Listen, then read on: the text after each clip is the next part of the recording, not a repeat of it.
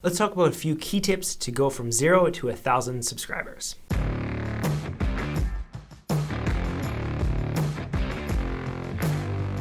Hello and welcome to the channel. My name is Nick Polkowski, and on this channel we cover all things live streaming and videography and how you can use that to grow your business.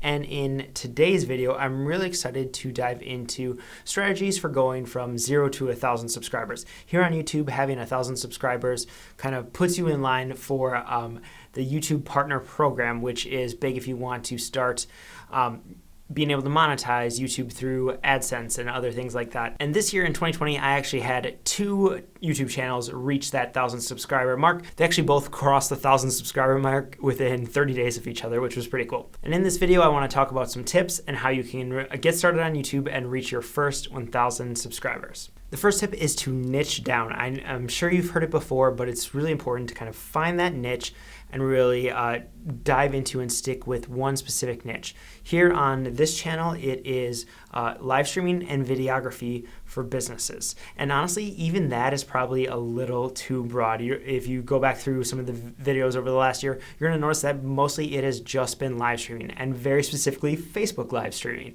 Not even touching on Twitch or anything like that. In fact, we haven't even mentioned Twitch and some of the other platforms. It's been Facebook, a little bit of YouTube, but mostly just live streaming in general, but really diving into Facebook Live and a lot of the features. And that has helped this channel gain some momentum so that when I release a video about Facebook Live, the YouTube algorithm is more likely to push that out to people because they know lots of people have already come here, subscribed for it, or found value in that type of content. This channel is known for Facebook Live videos now. In the second channel that I mentioned is actually an automotive one, and it's not just a general talking about any type of cars. We're talking very specifically about brand new, like newly released Audi, Mercedes, and Porsche. And really there's been a heavy focus on Audi specifically, which has helped gain a lot of momentum and a lot of traction there. And just recently, towards the end of the year, about the back half of the year, started branching out more into Mercedes and sprinkling in a little bit of Porsche. But it's a lot of overviews, walkthroughs of those models, telling people what the new features are of those vehicles. Tip number 2 is to get those videos out. You've heard it before: consistency, consistency, consistency. That's a huge thing. I've even talked about it a lot on this channel. But honestly, when you are just getting started, there's something even more important than consistency, and that is getting videos out there.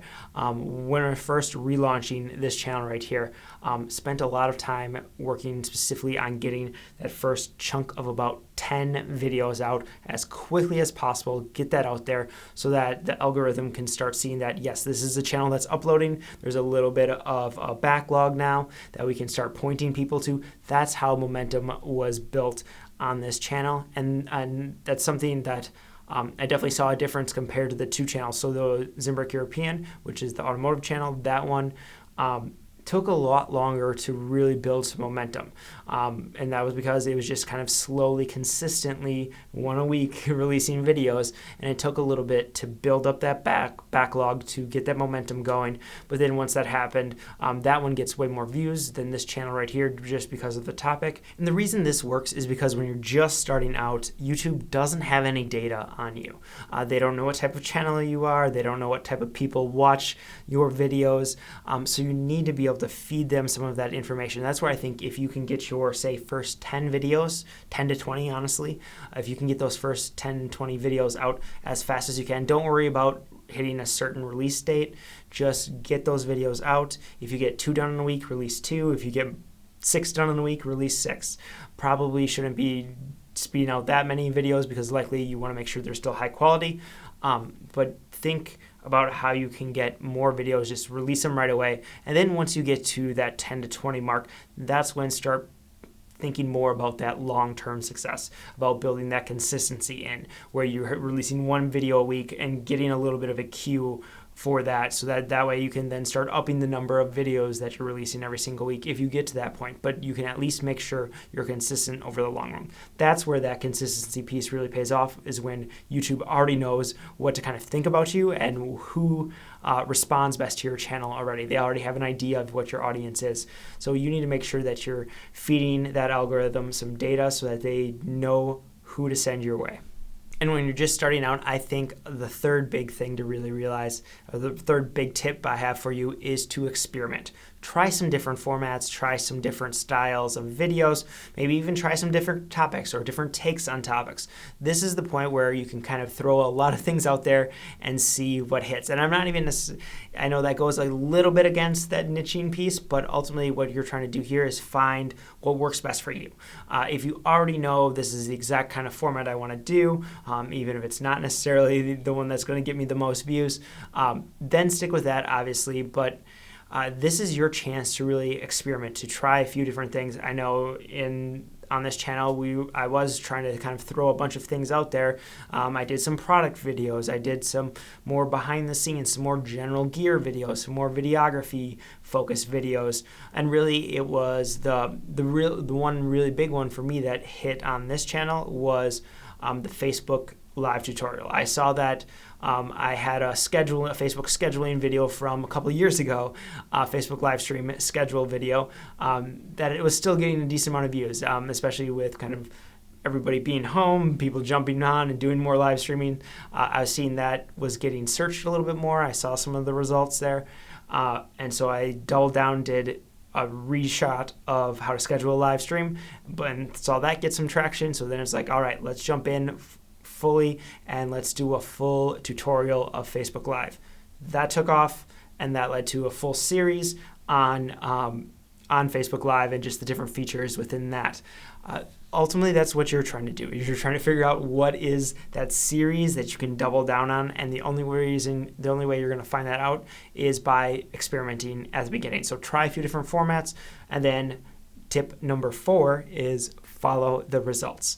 Once you are out there experimenting, getting some videos out there, see what's taking off, see what might be outperforming other things, and then jump into that and really follow that path. Like I mentioned, I had that full, now I have a whole playlist. You can check it out in the cards, on how to get started with Facebook Live. It's a full series that kind of came out of seeing a couple spikes in traffic from an old video, and then redoing that, and then seeing a bigger increase when I did the tutorial, and then really deep diving into just Facebook Live in general, just using that as kind of the main keyword and finding different pieces and variants off of that I could talk about. That's what really led to the big growth of this channel. Now, when it comes to the automotive channel, there were a couple different tracks that we ended up following that led to some great results. The first one being had some great results with a model walkthrough, a model showcase of the Q5.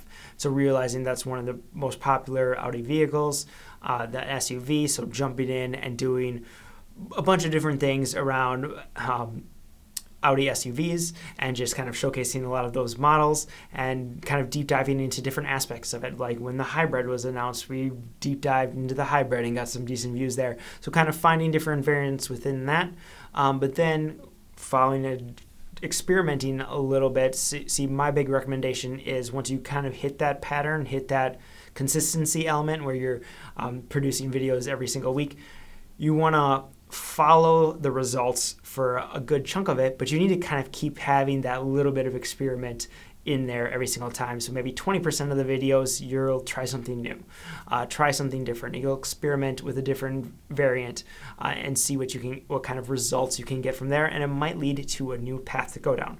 For example, decided to try something out and partly because as someone who's actually not super into cars but helps run this channel, I wasn't sure all of the differences in Mercedes SUV lineup.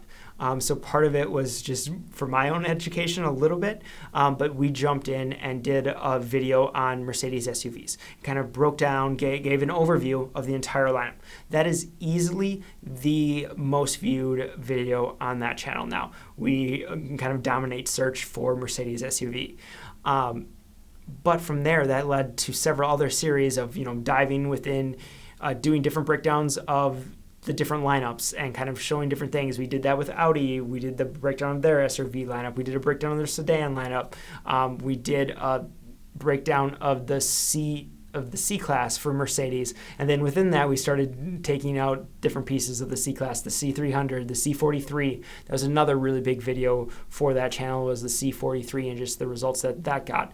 So it's experimenting occasionally as you release those consistent videos, but when you get some results, when you get something that outperforms what you're normally doing, it's diving down that direction and seeing if you can get even more results from, and figure out what made that video pop, and follow the results that way. So that is tip number 4, which is follow the results. And the last big tip I want to leave you with on this video is to add a clear call to action. That's going to be huge in making sure that people realize that they should be subscribing. There's lots of little things you can do to help remind people to subscribe. There's the little logo in the corner over here. You can see right there. That's if you haven't subscribed, there's a little button right here, a little logo that says subscribe. You can add that in. That's something that you can add directly through the YouTube platform, kind of behind the scenes. It could be adding in a lower third that comes in every so often, asking people to subscribe. It could be you specifically at the end of your videos calling out and subscribe to say, please subscribe to the channel. That can work. Honestly, that's always a good reminder to have. And then at your end cards, you should have your little subscribe button there on the end cards as well. But what I found has worked the best on both of these channels has been having a very clear call to action at about 50 to 75% of the way through the video. We'll actually do kind of a cut-in, which looks something like this. We'll go ahead and dim your lights to your regular high beams. Just want to break in and say hopefully you're enjoying this video on the 2020 C43 AMG. If you are, please be sure to give this video a thumbs up. Really helps us here. It helps more people find the channel. And also don't forget to subscribe so you get notified every single time we release a video, because we're releasing new ones every single week. For 2020, and so as you can see with that cut-in, really the main focus here is to get someone to subscribe. We gave them some value. We're still in the middle of the video, so we haven't had a ton of people drop off yet, but we wanted to give that clear, go subscribe to the channel. If you like this video, you're gonna get more content just like this, so be sure to hit that subscribe button. That is really a cut-in, and when we've done that, we've seen some pretty good results in terms, especially compared to ones where we haven't done that. And there's a few videos I know that we released that we didn't do that cut-in, and I kind of regret it because I'm sure they took off and we would have even more subscribers and hit that 1,000 mark even sooner if we would have been doing that. And I also think it's key to, if it makes sense, to mention previous videos that you've released during your current video. So when we're talking about the SUV breakdown, we've mentioned a couple times about different videos we've done, like the GLB video. When I'm talking about a video now, I will reference the Getting Started playlist, or the Getting Started on Facebook Live playlist, or some other videos on gear, or how to manage comments. If people want to learn how to manage comments, I will mention these videos throughout the video when it makes sense. And I think that's really important to do, because it's going to help people realize that you have more videos. They're going to likely go back and check out some of those videos if they're very interested in that topic, if they want to learn more about that. That's going to help your channel grow just in general. But when people don't usually subscribe off of that first video, they're going to subscribe after viewing several videos. So if you can get people checking out some of your videos right in a row, they're going to be much more likely to hit that subscribe button. And now I have many more tips on how you can actually increase your subscriber count and your view count on YouTube, but I really just wanted to cover these big 5 here in this video. So be sure to hit that subscribe button so you don't miss a future video where we dive into even more tips on how to grow your audience on YouTube and live streaming.